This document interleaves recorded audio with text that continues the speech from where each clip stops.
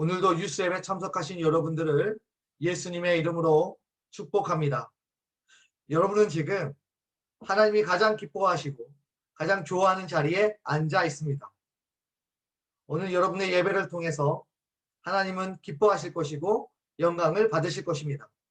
아울러서 하나님께서 여러분의 미래를 활짝 열어주실 것입니다. 하나님의 계획과 하나님의 욕심대로 여러분을 마음껏 인도해가는 은혜가 여러분의 인생 가운데 펼쳐지기를 다시 한번 예수님의 이름으로 축복합니다. 목사님이 기도하겠습니다. 하나님 아버지, 이 시간 우리가 마음을 다하여 하나님께 예배를 올립니다. 하나님 기쁘게 받아 주옵소서.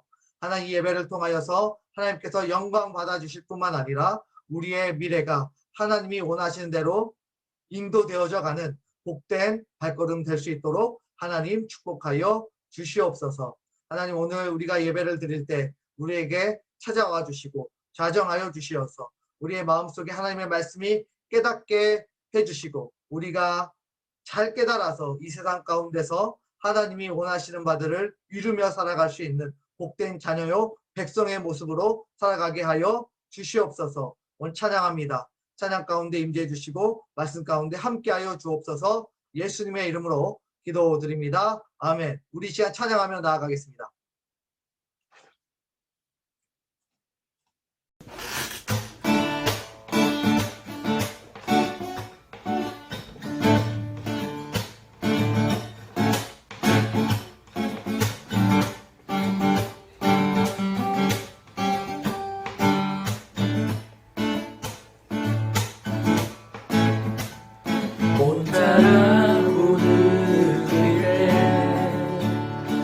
늦어가고 생각할래 너는 안 될 거라 말할 때 우리 찾아오시네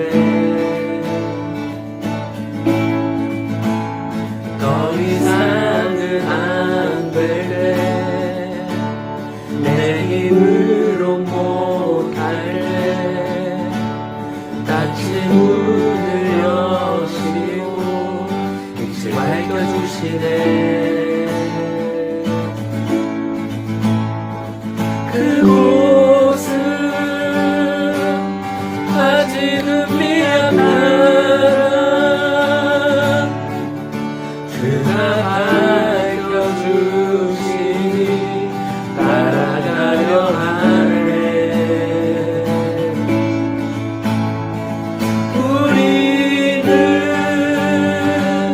아직은 연약한 우리 닮아가네 우리를 새롭게 하시네 그가 걸었던 길을 따라 밝혀주시는 길을 따라 우리 걸어가네 한 걸음뿐일지라도 그가 보여주신 사랑 우리 마음 깊은 곳에 알게 하셨네 우리 끝까지 살아가게 하시네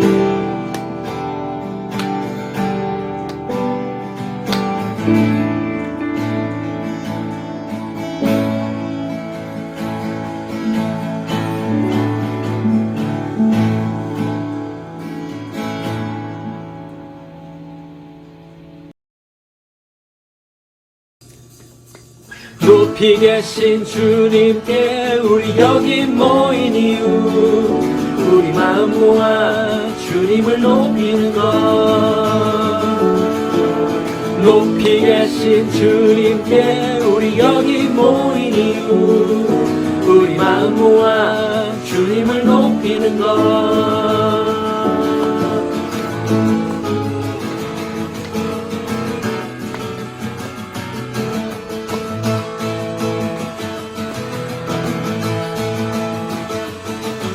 우리 주 안에서 노래하며 주의 이름 찬양해, 감사로 그 은혜에 들어가 주 이름 송축하네. 진실한 찬양 안에 권능이 많이 외치세 할렐루야. 손뼉치며 전능하신 주께, 높이 계신 주님께 우리 여기 모인 이유, 우리 마음 모아 주님을 높이는 것. 높이 계신 주님께 우리 여기 모인 이유, 우리 마음 모아 주님을 높이는 것.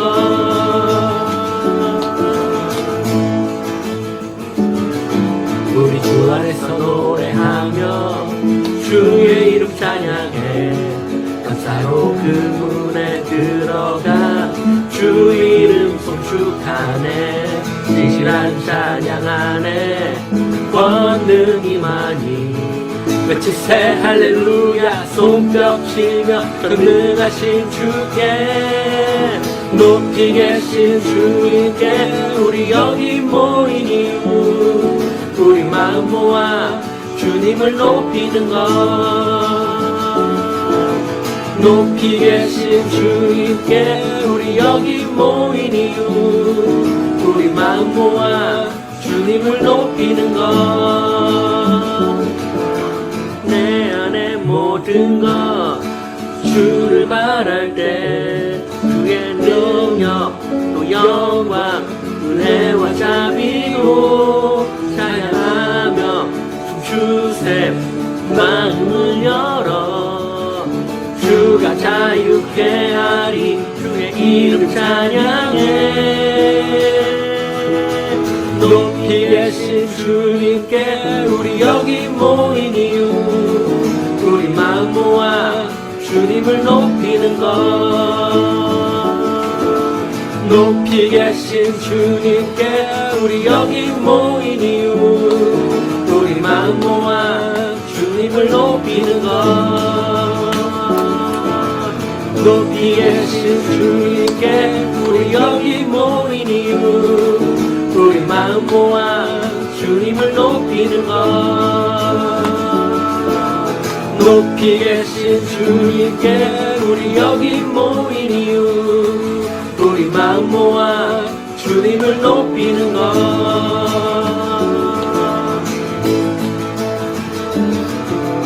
높이 계신 주님께, 높이 계신 주님께, 높이 계신 주님께, 높이 계신 주님께, 높이 계신 주님께, 높이 계신 주님께, 높이 계신 주님께, 높이 계신 주님께.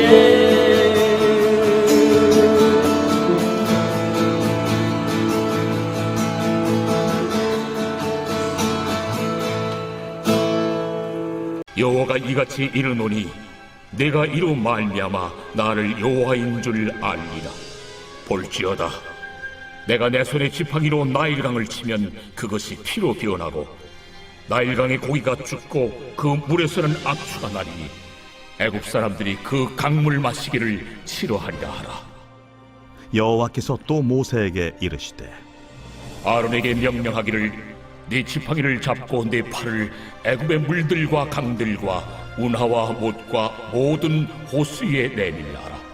그것들이 피가 되리니 애굽 온 땅과 나무 그릇과 돌 그릇 안에 모두 피가 있으리라. 모세와 아론이 여호와께서 명령하신 대로 행하여 바로와 그의 신하의 목전에서 지팡이를 들어 나일강을 친 그 물이 다 피로 변하고 나일강의 고기가 죽고 그 물에서는 악취가 나니 애굽 사람들이 나일강 물을 마시지 못하며 애굽 온 땅에는 피가 있으나 아론에게 명령하기를 네 지팡이를 잡고 네 팔을 강들과 운하들과 모두에 펴서 개구리들이 애굽 땅에 올라오게 하라 할지니라. 아론이 애굽 물들 위에 그의 손을 내밀매 개구리가 올라와서 애굽 땅에 덮이니 요술사들도 자기 요술대로 그와 같이 행하여 개구리가 애굽 땅에 올라오게 하였더라. 바로가 모세와 아론을 불러 이르되 여호와께 구하여 나와 내 백성에게서 개구리를 떠나게 하라. 내가 이 백성을 보내리니 그들이 여호와께 제사를 드릴 것이니라.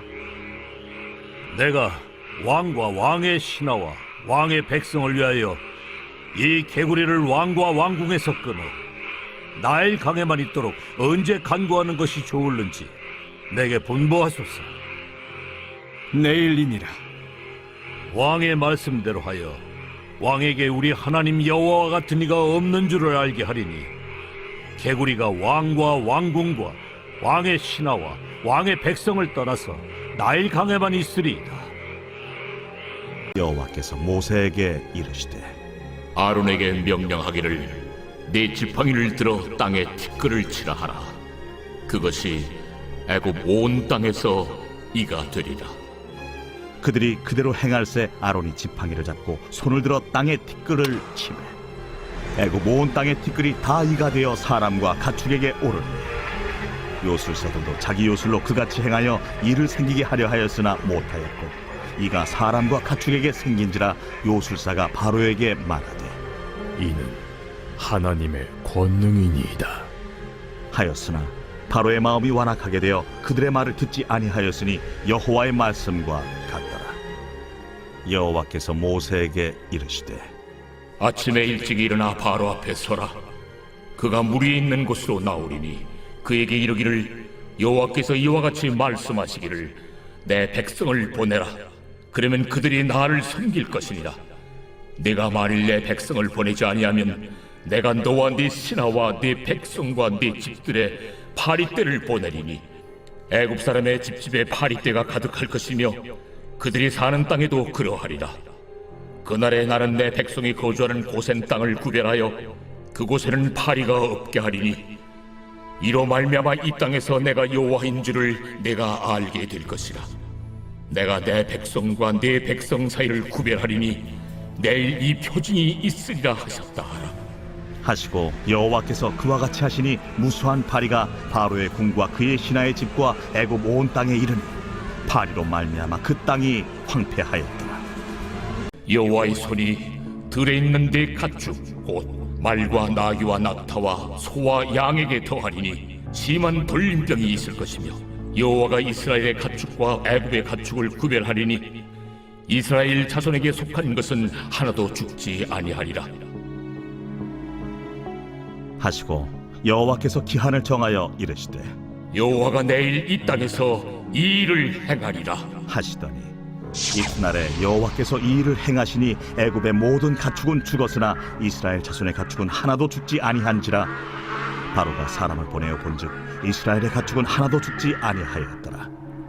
그러나 바로의 마음이 완강하여 백성을 보내지 아니하니라. 자, 오늘은 내가 누구인지 보여줄게 라고 하는 제목으로 하나님의 말씀을 나누려고 합니다. 우리는 이제 10가지 재앙을 보려고 합니다. 하나님께서 애굽에게 내리셨던 그 10가지 재앙, 여러분들은 다 외우고 있나요? 목사님은 노래로 외웠거든요. 피게이 피게이 파가종 파가종 우메 우메 우메흘 이것이 십재앙 이렇게 외웠습니다. 이렇게 외워놓으면 금방 잘 이해도 되고 언제든지 꺼내서 지식을 나눌 수 있기 때문에 노래로 외우는 것을 목사님은 좋아해서 그렇게 외웠는데 여러분의 방법대로 외울 수가 있겠습니다. 어쨌든 나일강이 피로 변하는 사건, 개구리 재앙, 몸에 이가 생기는 재앙, 파리가 생기는 재앙, 그리고 가축이 죽는 재앙, 이렇게 해서 총 5가지를 오늘 여러분과 함께 살펴보려고 합니다. 여러분, 출애굽기는 단순하게 하나님께서 이스라엘 백성들을 애굽에서 구출하는 사건만 나타나는 것은 아닙니다. 그것이 핵심 주제이긴 해요. 그렇지만 그 주제만 있는 것은 아닙니다. 그 안에 하나님이 자신을 드러내시는 모습들이 등장하죠. 하나님께서 자신을 나타내시는 것, 우리는 이것을 뭐라 그러냐면 계시라고 불러요. 하나님께서 자신을 보여주시고 나타내는 것입니다. 그러면 우리가 한 가지 생각해 볼 수가 있어요. 왜 하나님은 자신을 드러내셔야 할까요? 그렇죠. 그 당시에 사람들이 하나님은 안다, 모른다? 잘 모른다. 만약 이스라엘 백성들이 하나님에 대해서 잘 알고 있었다면, 만약 애굽 사람들이 하나님에 대해서 잘 알고 있었다면 하나님은 자기 자신을 드러낼 이유가 있을까요? 없을까요? 없겠죠. 그렇지만 하나님이 자신을 드러내신다는 것은 그들이 얼마나 영적으로 무지하고 하나님을 모른다는 것을 우리가 쉽게 알 수가 있는 것입니다. 어쨌든 하나님이 자신을 드러내시는데 누구에게 드러내시는 걸까요? 그렇죠. 첫 번째로 모세를 비롯한 이스라엘 백성들, 두 번째로 바로 왕을 포함한 애굽의 사람들, 그리고 세 번째로 누구? 바로 성경을 읽고 있는 바로 우리에게 하나님은 자기 자신을 드러내 주시는 것입니다. 그러므로 우리가 하나님의 말씀, 특히 출애굽기를 보면서 하나님에 대해서 조금씩 더 알아가는 그런 복된 은혜가 우리 모두에게 있기를 다시 한번 축복합니다. 자, 여러분, 하나님께서 애굽 땅에 첫 번째로 내리신 재앙은 무슨 재앙이죠? 그렇죠. 나일강을 피로 변하게 하는 사건입니다. 그럼 왜 하나님께서 나일강을 먼저 치셨을까? 재앙을 내리셨을까요? 여러분, 바로 왕이 이스라엘 백성들에게 이렇게 명령했죠. 남자 아이들이 태어나면 어디에 갖다 버려라? 나일강에 갖다 버려라. 그래서 이스라엘 백성들이 사랑하는 자녀가 태어났는데 나일강에 내 자녀를 수장시켜야만 했어요. 그러니 그들에게는 굉장히 좋은 강일지 모르겠어요. 그렇지만 이스라엘 백성들에게는 눈물의 강이고요, 아픔의 강이고요, 죽음의 강이에요. 하나님께서는 그 나일강을 먼저 치심으로 이스라엘 백성들의 마음을 위로하시고 나일강의 신이 진짜 신이 아니라는 사실들을 이스라엘 백성들에게 보여주고 계십니다. 이 나일강에 두 신이 있는데요. 첫 번째 신은 홍수를 관장하는 신이에요. 바로 크놈이라는 신인데, 여러분들이 모르겠어요. 영화나 음악 앨범이나 캐릭터로 크놈이 많이 돌아다니는 것을 어제 본 것 같아요. 크놈이. 두 번째로는 나이러스라는 신인데 바로 나일강을 관장하고 있는 그런 신입니다. 나일강이 피로 변하자 상황이 심각해졌습니다. 나일강 안에 살고 있던 모든 생물들이 죽습니다. 죽으면 썩고 썩으면 악취가 냄새가 나게 됩니다. 전체적으로 모든 영역에서 핏물로 가득한 죽어있는 모습을 우리가 쉽게 상상할 수가 있을 것입니다. 이것은 바로 하나님의 심판 아래 있는 인류를 상징하고 의미합니다. 하나님이 없는 세상의 모습을 우리에게 보여주고 있습니다. 무엇보다 그곳에 물이 없기 때문에 물을 마실 수가 없어요. 하루만 물을 마시지 못해도 엄청 갈증을 유발하게 되죠. 이처럼 세상이 주는 물을 마셔도 우리는 계속 목이 마르며 살아갈 수밖에 없습니다. 물을 많이 마셔도 우리는 계속해서 꾸준하게 물을 마셔야만 살 수가 있는, 연명할 수 있는 그런 존재라고 하는 것입니다. 그런데 우리 예수님이 주는 물은 어떨까요? 요한복음 4장 14절을 보면 우물가의 한 여인에게 예수님께서 이렇게 말씀하셨습니다. 내가 주는 물을 마시는 자는 영원히 목마르지 아니하리니 내가 주는 물을 그 속에서 영생하도록 솟아나는 샘물이 되리라. 여러분, 예수님이 주시는 그 물은요, 영생하도록 솟아나는 샘물이기도 하고요, 무엇보다 마시면 영원히 목마르지 않는다고 말씀하셨습니다. 인간의 목마름을 해결할 수 있는 유일한 방법 단 한 가지가 있다면 그것은 누구예요? 오직 예수 그리스도밖에 없다는 사실들을 여러분이 믿기를 예수님의 이름으로 축복합니다. 세상에서 제공되는 물 아무리 마셔도, 꽤 괜찮은 성공이라는 물을 마셔도요, 건강이라는 물을 마셔도요, 관계라는 물을 마셔도 안타깝지만 우리는 계속해서 목이 마른 인생으로 살아가지만 예수님이 주시는 물을 마시는 자는 영원히 목마르지 않고 이 땅 가운데서 살아갈 수 있다는 것을 예수님께서는 알려주셨습니다. 여러분, 그러므로 모든 인류는 모든 영역에서 생명의 물이 되시는 예수님이 필요합니다. 그러므로 이 첫 번째 재앙을 통해서 예수님이, 하나님이 하고 싶어 하시는 건 뭐예요? 그렇죠. 내가 너희의 뭐다? 생명이다. 내가 너희의 생명이고 물이다 라고 하는 것을 알려주고 계십니다. 왜냐하면 그들이 나일강에서 나오는 물을 마시면서 그것이 주는 풍요를 가지고 좋아했고 그게 진짜 신이라고 생각을 하면서 살아왔기 때문에 정말 생명이 되는 신이 누구냐? 바로 나다 라고 하나님께서 강력하게 자신을 보여주시고 나타내신, 계시하신 첫 번째 재앙이라고 볼 수가 있겠습니다. 두 번째 재앙은 뭐였죠? 개죠. 개는 뭐예요? 개구리입니다. 여러분, 개구리는 헤크트라고 하는 애굽의 신을 나타내는데요. 이 개구리 신은 두 가지 의미가 있어요. 첫 번째는 부활이에요. 놀랍죠? 애굽 사람들에게도 부활에 대한 그런 마음을 가지고 있었다는 것을 볼 수가 있어요. 왜 개구리가 부활의 하나의 상징되는 동물로, 신으로 나타난 줄 아세요? 개구리는 겨울에 겨울잠을 자요. 그런데 추워서 몸이 움직이지 않죠. 최대한 움직임을 덜합니다. 그래서 애굽 사람들이 볼 때에는 분명 겨울에는 개구리는 죽어 있었어요. 그런데 봄이 되면 그 개구리 어떻게 돼요? 팔딱팔딱 살아서 움직이게 되죠. 그것을 보면서 그들은 개구리가 죽었다가 살아났다 라고 생각을 했었던 것입니다. 그래서 헤크트라고 하는 그런 개구리 신을 그들은 부활의 신으로 섬겼던 것을 볼 수가 있습니다. 동시에 이 개구리는 알을 낳으면, 여러분 개구리 알 보셨어요? 이만큼 나요. 엄청나게 많은 개구리 알을 낳게 되는데 그걸 보면서 번식력, 엄청나게 자손들을 많이 낳게 되어지는 그런 번식의 신으로 또 알려져 있습니다. 그래서 그 사람들은 개구리를 너무너무 좋아했어요. 그렇죠. 부활과 다산의 상징인 그런 개구리를 안 좋아할 수는 없었겠죠. 그래서 개구리를 볼 때마다 막 이렇게 했을 거라고 목사님 생각을 해요. 본 적이 없기 때문에. 그런데 그토록 좋아하던 개구리가 기어 올라와요. 어디를? 애굽 땅에 기어 올라옵니다. 번영의 신인 그 개구리가 애굽을 다 뒤덮였는데 오히려 세상은 황폐하게 되었습니다. 부활의 신이라고 불리우는 개구리가 이 땅에 올라와 가지고 어떻게 돼요? 죽어요. 죽으면 또 악취가 나고 냄새가 납니다. 그래서 사람들이 이 개구리 때문에 살 수가 없는 것입니다. 그래서 이 애굽에 있는 사람들은 개구리를 보면서 오래 영원히 살기를 바랬고 또 많은 부를 추적하며 살아가기를 원했습니다.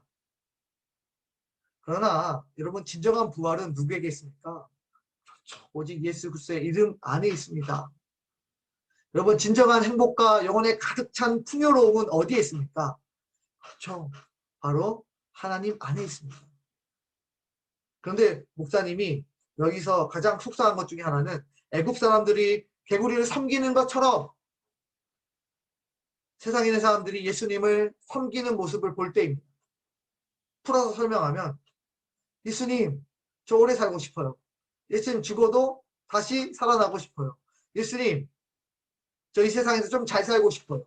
번영을 누리고 싶어요. 라고 하면서 마치 예수님께 요구하는 것이 있어서 찾아오게 되어지는 그런 모습.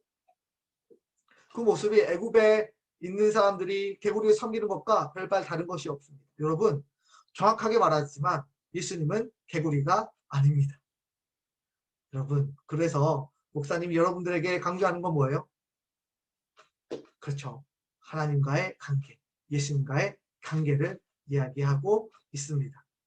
무엇인가 발에서 만나는 그런 만남은, 그런 관계는 바른 관계가 아니잖아요. 우리는 우리의 삶을 하나님께 드리기를 원하고요. 이미 하나님께서 예수 그리스도를 통해서 우리에게 모든 것을 다 주셨기 때문에 우리 이제 더 이상 바라는 거 없이 하나님께 나의 인생을 모두 드리는 그 아름다운 기브앤테이크가 아니라 정말 아름다운 가족과 같은 모습, 아버지와 아들과 딸과 같은 그런 모습으로 우리가 예수님을 찾아올 수 있기를 다시 한번 예수님의 이름으로 축복합니다. 어쨌든 이 개구리를 통해서 재앙을 내리셨던 것은 하나님은 무엇을 가르치려고 하셨던 것일까요? 그렇죠. 내가 부활이고 내가 번영이고 내가 행복이다. 개구리가 아니다. 그래서 하나님 자신을 그들에게 보여주셨습니다. 여러분, 세 번째 재앙은 무엇일까요? 피개이죠. 피개이. 자, 이는 뭐냐면 티끌이 이가 되어서 몸에 이렇게 붙게 되어지는 그런 재앙인데요. 이것은 땅의 신, 셉이라고 하는 땅의 신인데 그 신을 하나님께서 심판을 내리신 것이라고 볼 수가 있습니다. 그런데 이 내용에서 보면 아주 재미있는 게 하나 등장해요. 애굽의 마술사들이 이것을 흉내내지 못해요. 그러면서 그 애굽에 있는 마술사들이 파라오 왕을 잘 보지 않은 그들이 이렇게 처음으로 고백하게 되어집니다. 하나님의 권능입니다.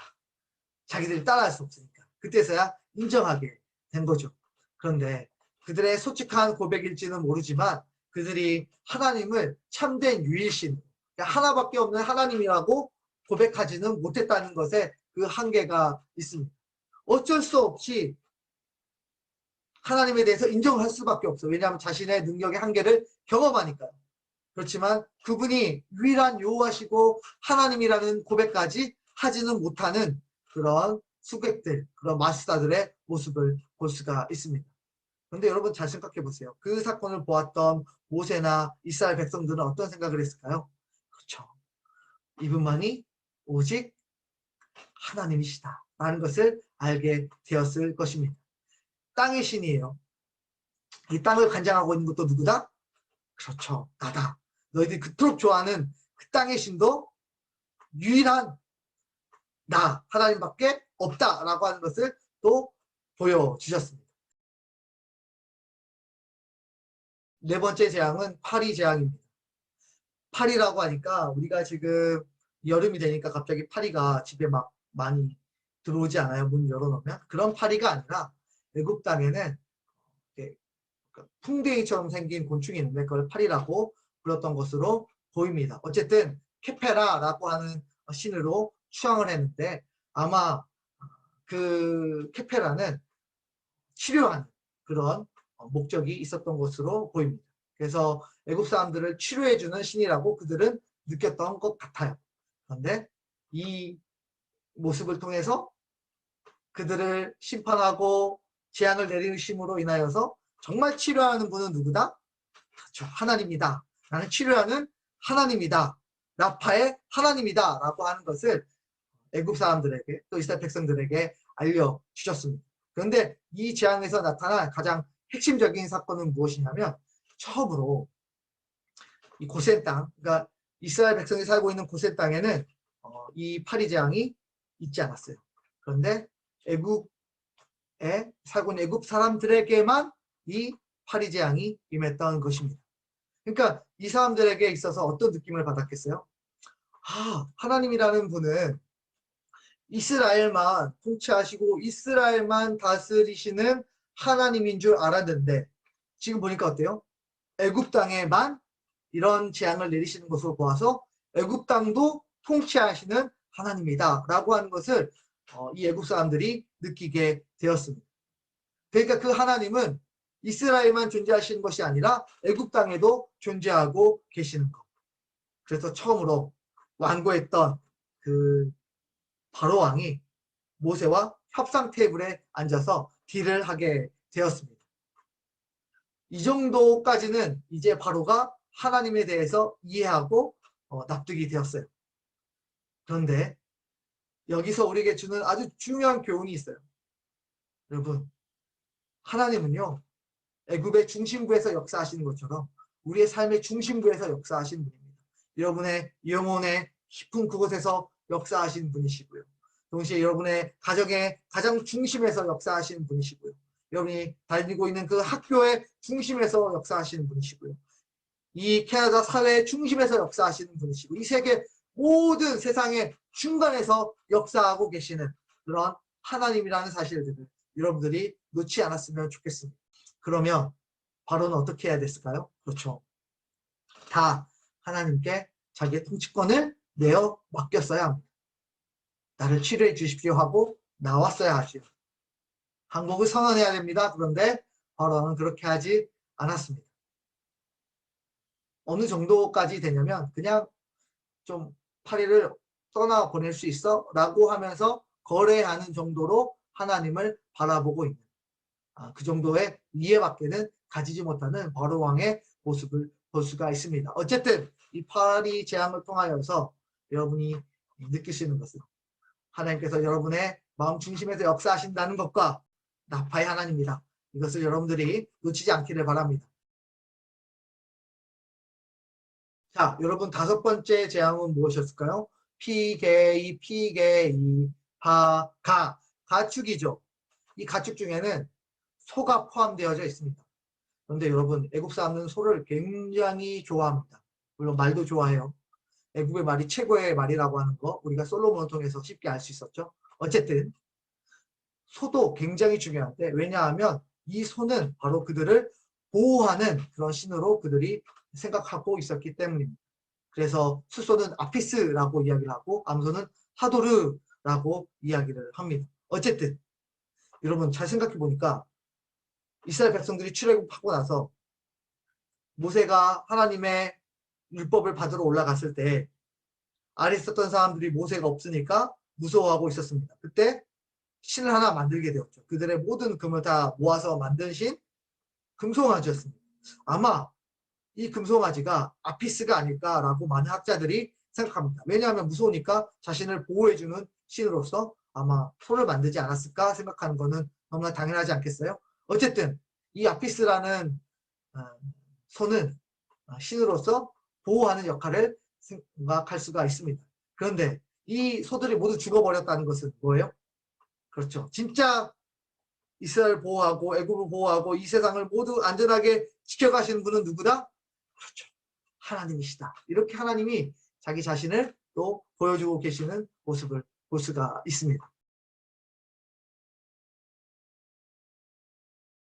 여러분 이렇게 하나님께서 계속해서 자신이 누구신지에 대해서 점진적으로 보여주고 있습니다. 그러나 잘 보는 것처럼 바로왕은 결코 하나님 앞에 굴복하지 않습니다. 그리고 하나님을 더 잘 알아가려고 하지도 않습니다. 물론 어느 정도 하나님의 존재에 대해서 인정할 수밖에 없는 상태까지는 도달했습니다.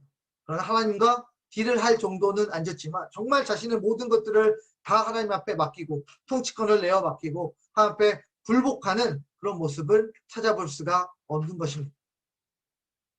여러분 이제는 자존심 싸움처럼 느껴지지 않으세요?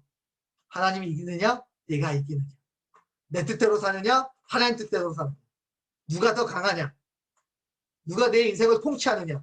이 영역으로 이제 싸움이 들어가게 되어집니다. 굳이 하나님을 이겨보겠다라고 하는 바로의 미래는 앞으로 어떻게 될까요? 이 내용은 다음 주부터 또 살펴보도록 하겠습니다. 여러분 오늘 이 다섯 가지 재앙을 여러분들이 기억하면서 정말 하나님이 누구신지에 대해서 우리 스스로가 다섯 가지를 정의할 수 있는 여러분이 될 수 있기를 축복합니다. 하나님을 알아가는 것이 여러분 참된 지혜이고요. 여러분의 미래의 큰 자산이라는 사실을 잊지 않기를 바랍니다. 기도하겠습니다. 지금은 우리 구주 예수 그리스도의 은혜와 하나님의 무한하신 사랑과 성령 하나님의 감화 감동 위로 충만하심의 역사가 하나님에 대해서 더욱더 많이 알아가고 그 지식을 바탕으로 하나님께 바르게 신앙으로 고백할 줄 아는 사랑하는 모든 친구들 머리 위에 지금부터 영원토록 함께 계시기를 간절히 축원하옵나이다. 아멘. 우리 이 시간 줌에서 만나도록 하겠습니다.